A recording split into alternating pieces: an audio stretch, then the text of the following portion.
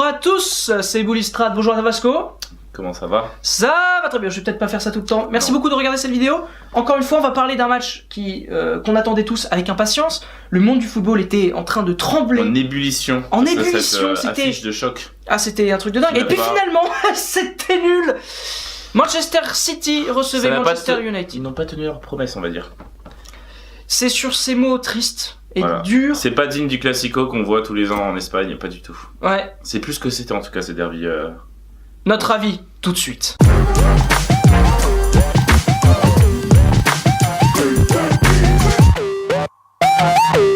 Là, tu sais, normalement, on aurait dû mettre l'orgue, tu sais, à la place de la musique. Ça aurait été mieux. Pour le jingle, c'est parce que c'était tellement nul. Enfin, un orgue. Tu sais, la musique pour les arbitres ou je sais pas plus quoi, tu vois. Oui, on aurait dû mettre cette musique. Okay, on ne l'a pas fait parce qu'on est nul, mais on aurait dû. Exactement. Ton avis, Vasco, sur ce match incroyable? Ben, match, je vais pas utiliser de mots non professionnels, mais je me suis pas amusé devant ce match. Franchement, voir City qui a quand même, quand on regarde sa composition et qu'on voit celle de United, on se dit mais United ils vont passer à la trappe, ils vont se prendre une fessée, mais pas du tout. Ils ont su tenir le choc, souligner une excellente défense. Ah oui, effectivement. Quand je parle de défense à United, maintenant n'oubliez pas, hein, on incorpore De Gea. Bah bien sûr, dedans. Au mot défense, parce que sans De Gea, je pense que... Il n'y a pas 0-0 à la fin du match. Il n'y a pas eu beaucoup de trucs à faire, mais... hors jeu quand même. Hein. Oui, c'est vrai. Est-il hors jeu vraiment? Je n'ai pas vu. J'ai pas beaucoup regardé non plus, mais j'ai cru le voir hors jeu moi quand même. Match, oui, je crois qu'il vraiment était hors jeu. Mais match... pourri. Voilà. En fait, pour résumer notre pensée, c'était pourri. On a vraiment passé en fin de match totalement inutile. Ouais, Fellaini qui a pété un câble. Fellaini, ça nous étonne même plus, ça. C'est le style à la Mourinho d'ailleurs. Si on peut passer à nos envies peut-être. Eh ben, j'ai pas d'envie. Non, pas d'envie à part dire que City, ils font une saison qui est pour moi pas à la hauteur de ce qu'ils auraient dû faire. Pas à la hauteur des investissements qu'ils font tous les ans. Quand on voit que, je pense que concrètement, chaque joueur qu'ils achètent, il coûte pas moins de 50 millions d'euros. Ah oui, ça coûte très cher.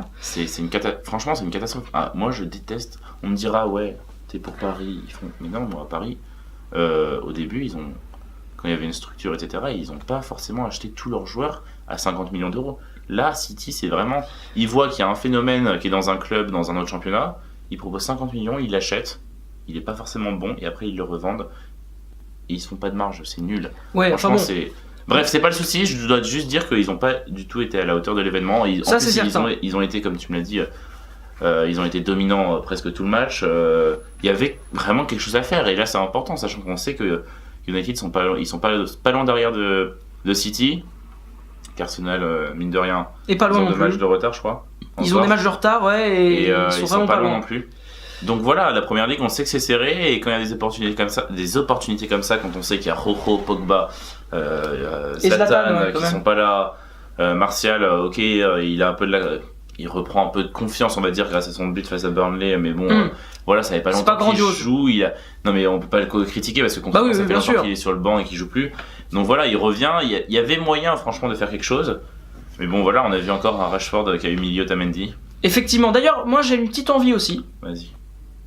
C'est de parler de l'argent dans le foot, parce que on voit que Manchester United et Manchester City sont deux clubs qui ont énormément investi ces dernières années. Ouais, effectivement, comme tu l'as dit, City dépense des sommes mirobolante comme l'a fait par certains moments le PSG, mais eux c'est tout le temps. Le PSG c'est par moment, eux c'est tout le temps. Oui, je mets pas en cause, bien sûr. Et Manchester United cet été, incroyable aussi, ils mettent 110 millions sur Pogba, etc. Heureusement qu'ils ont Zlatan gratuit parce que sinon ils auraient payé une fortune aussi. Ouais, ça c'est certain. Enfin, et on voit quand même qu'il faut aussi un peu réfléchir et être intelligent dans ces recrutements. Quand toi, par exemple, je vais prendre un exemple qui est très simple, c'est celui du Paris Saint-Germain de cette année, ou en tout cas de janvier, qui a fait des recrutements intelligents, notamment avec Draxler, qui a pas coûté une somme extrême. C'est 30, c'est ça? Voilà, 30 millions. C'est pas énorme, pour 30 millions, Manchester City, je pense qu'ils achètent Samaritano Valbuena. Oui, c'est ça. Alors que Paris, ils achètent Draxler.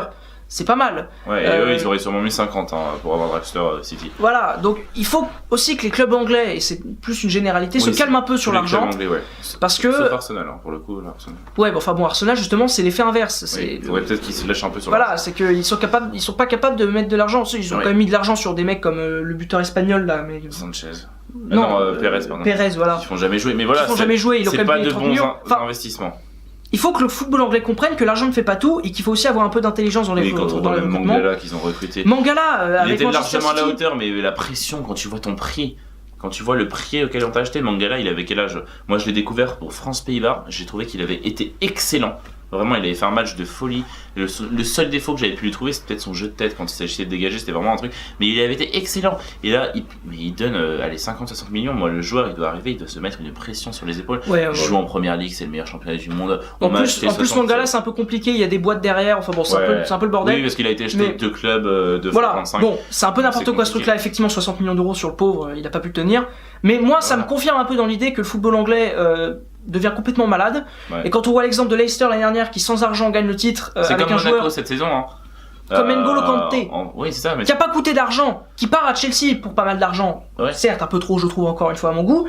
Mais le mec fait des Mais bons matchs, c'est un encore recrutement 30 millions. intelligent. quand tu vois que tous les autres joueurs sont restés 100, 30 millions ça va et c'est même pas assez quand on voit en première ligue que le mec arrive pour 30 millions à Chelsea. Voilà. Tu te dis mais Il faut, vraiment, faut réfléchir un petit peu en Angleterre, c'est il le faut seul. avoir de bons directeurs sportifs qui trouvent les pépites, Yes. les joueurs comme ça intéressants. Mais c'est comme Gabriel Jesus, ils l'ont payé 30 millions d'euros. Mais ça, pour le coup, c'est un des bons choix. C'est un très j'ai bon l'impression. choix, mais moi je pense que Gabriel Jesus, en soi, quand tu sais proposer de bons arguments, etc., lui il vient du Brésil, je pense qu'ils auraient pu mettre 15 millions, voire 20, mais pas 30. T'aurais pu lui dire, mais t'auras un contrat en or, tu seras titulaire, Enfin, c'est le club qu'il faut Guardiola convaincre. t'adore.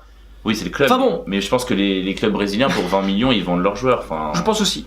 Enfin bon, on va Voilà. pas rentrer trop dans les détails, Non. mais en gros, voilà, notre on envie sait un pas peu tout ce partagée qui se passe finalement. derrière, hein, dans les contrats, etc. Voilà, donc, le football anglais part un peu en steak, voilà, on peut le ouais, dire comme on sait ça. que le Brexit, Depuis ils quelques perdent temps. pas mal d'argent encore. Donc voilà, c'est n'importe quoi. Merci beaucoup d'avoir regardé cette vidéo. Merci à toi Vasco.